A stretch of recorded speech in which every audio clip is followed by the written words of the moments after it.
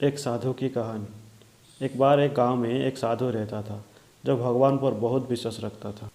ये बार वो साधु पेड़ के नीचे बैठा था और भगवान को याद कर रहा था। तो अचानक से वहाँ बाढ़ आ गई। चारों तरफ पानी ही पानी। लोग अपने आप को बचने के लिए ऊपर पहाड़ की तरफ भागने लगे। उनमें से एक आदमी देखा कि इस हालत में भी साधु जी भगवान की तपस्या कर रहे हैं। वो सोचा कि ये अपने आप को बचने के लिए कहीं जा क्यों नहीं रहे। तो उससे साधु से बोला, अरे आप कहीं जा क्यों नहीं रहे हो? आप भी मेरे साथ पहाड़ की तरफ चलो, नहीं तो डूब जाओगे। साधु बोले, अरे हमें क्या होगा, मैं भगवान की इतनी तपस्या करता हूँ, मुझे कुछ नहीं हो सकता, मुझे भगवान अपने आप बचाएगा। धीरे धीरे पानी साधु के कमर तक आ गया। अब लोग वहाँ से नाव लेकर निकलने लगे। तो उनमें से एक ने साधु से कहा, अरे पानी आपके कमर तक आ गया है, आप हमारे साथ चलो। तो साधु ने कहा कि नहीं नहीं, भगवान मुझे अपने आप ही बचाएगा। और वो नाव वाला भी वहाँ से निकल गया। कुछ देर बाद पानी इतना बढ़ गया कि साधु के सर तक पहुँच गया। और अब लोगों को बचने के लिए हेलीकॉप्टर निकलने लगे।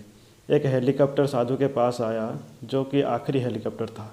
साधु के पास नीचे जाओ, नीचे रस्सी फेंकी और बोला, इसे पकड़ो और ऊपर आ जाओ, नहीं तो आप डूब जाओगे।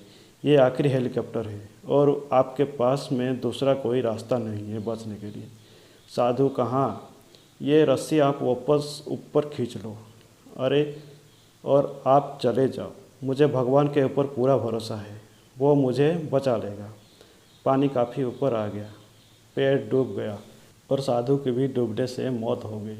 मरने के बाद साधु भगवान के पास गया और बोला, हे भगवान, मैंने पूरी ज़िंदगी आपकी तपस्या की, मेरा सारा जीवन आपकी आराधना करने में लगा दिया, फिर भी इतने भरोसे के साथ इंतज़ार किया कि तुम मुझे बचाने आओगे, लेकिन वहाँ मेरी डूबकर मौत हो गई और तुम नहीं आए, ऐसा क्यों?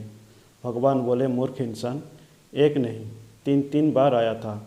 वो 3 बार में ही तो था, पहला पैदल, दूसरा नाव के द्वारा और तीसरा हेलीकॉप्टर के द्वारा, लेकिन तुमने मेरा एक भी अक्सर पहुंचना नहीं पाया।